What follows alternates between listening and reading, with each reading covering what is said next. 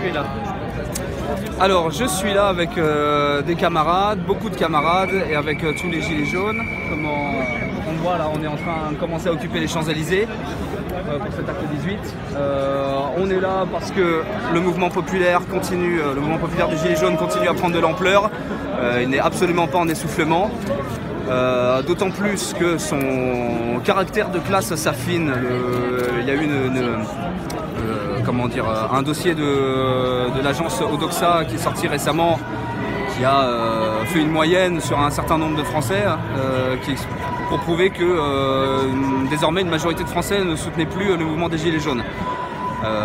Si on prend dans sa globalité, effectivement, le chiffre est juste, mais en l'occurrence, le chiffre doit être vu bien plus précisément, puisque c'est 57% des Français qui ont les revenus les plus bas, qui soutiennent encore le mouvement des Gilets jaunes, alors que de l'autre côté, 72% des Français les plus riches ne soutiennent plus du tout et veulent l'arrêt du mouvement et des manifestations. Donc on est là aujourd'hui en tant que communiste, parce qu'on a affaire à un mouvement populaire qui est... On le voit encore aujourd'hui, moi je viens de Bretagne et qui est encore extrêmement puissant, c'est très intéressant et très réjouissant. Et on est aujourd'hui sur un mouvement clairement de classe. Les classes populaires françaises qui manifestent contre Macron, contre un président méprisant contre les classes populaires françaises. Les classes populaires françaises qui sont des travailleurs, qui forment la majorité de la population française.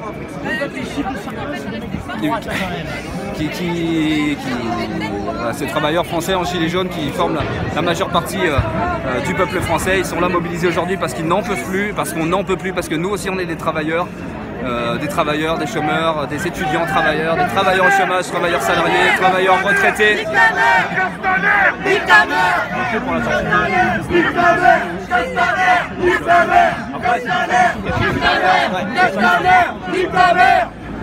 Et voilà pourquoi on est là aujourd'hui, contre ce gouvernement méprisant, contre nous, contre notre classe, contre nos classes populaires. Et nous, en tant que communistes, on vient là pour porter des revendications et essayer d'amener des propositions à tous ces gens, à tous ces travailleurs qui se mobilisent, notamment sur la sortie de l'Union européenne par la porte de gauche, comme on dit, par la voie progressiste, qui est le seul moyen aujourd'hui, qui est la clé de voûte pour permettre au peuple français de reprendre d'une part la souveraineté populaire, son indépendance et d'autre part de pouvoir en ce sens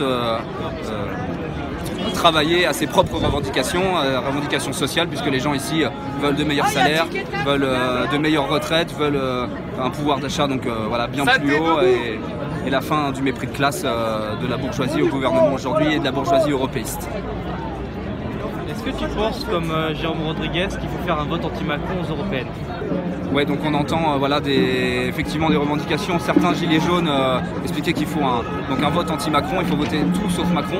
Nous on explique que c'est une fausse voie, parce que les gens comme Macron, cette clique-là, son gouvernement, ses députés, etc., ils sont soutenus par la bourgeoisie européiste.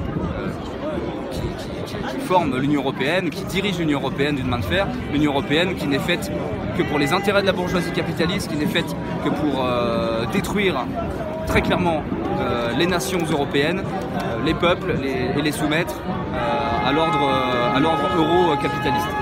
Donc ce que nous avançons, c'est que l'abstention citoyenne bien consciente pour les élections européennes, elle sera bien plus... elle aura un impact beaucoup plus important contre Macron, parce que Macron lui-même se contentera, même s'il n'a pas énormément de votes, puisque de toute façon il y a déjà une abstention assez conséquente. Emmanuel Macron, son gouvernement, les européistes se contenteront d'une participation, ils sauront se contenter d'une participation vraiment importante aux élections européennes. Comme ça, ils pourront derrière expliquer que le peuple français, en l'occurrence, continue à soutenir en tout cas un processus européiste et est encore attaché à l'Union européenne.